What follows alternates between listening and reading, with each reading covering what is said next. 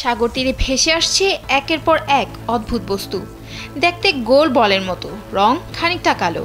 আর এই অজানা বস্তুর জের ধরেই এবার সাগরে জারি করা হলো সতর্কবার্তা। জানা যায় গত 1 মাস ধরেই হাজারো কালো বলের মতো বস্তু ভেসে আসছে এই সাগর তীরে। ফলে 7টি সৈকতে এসব বস্তু ভেসে আসায় পর্যটকদের সরিয়ে নিতে বাধ্য হয় কর্তৃপক্ষ।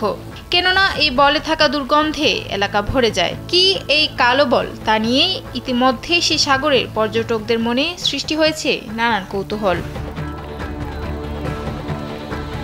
ব্রিটিশ সংবাদ মাধ্যম বিবিসি এ নিয়ে জানায়, অদ্ভুত এই ঘটনাটি ঘটেছে অস্ট্রেলিয়ার সিডনি সহ বিভিন্ন উপকূলে। জীবনকে উপভোগ করার সব আয়োজন নিয়ে একটি নিশ্চিন্ত কমিউনিটি লিভিং নিশ্চিত করছে রূপায়ণ সিটি উত্তরা। কালো গোলাকার বস্তুটি নিয়ে এরই মধ্যে গবেষণা করা হয়েছে।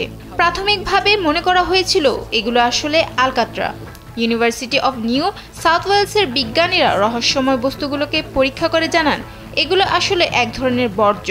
মানুষের মল, মেথামফেটামিন, চুল, ফ্যাটি অ্যাসিড ও পচা খাবারে মিশ্রিত এই বর্জ্য ফ্যাটবার্গ নামে পরিচিত। New south wales environment protection authority বাসিন্দাদের এ ব্যাপারে ইতিমধ্যেই সতর্ক করেছেন বলে জানা গেছে। সাঁতার কাটার সময় এ বলের সংস্পর্শে না আসার নির্দেশ দিয়েছেন তারা।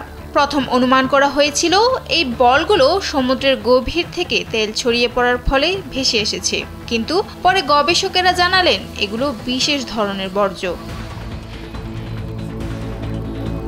এই বস্তুর গন্ধ খুব বাজে। এমন গন্ধওয়ালা বস্তু খুব একটা দেখা যায় না। সমুদ্রের বিভিন্ন বর্জ্য থেকে এই বস্তুটি গঠিত। সাদিয়া সিদ্দিকা, কালবেলা ডেস্ক।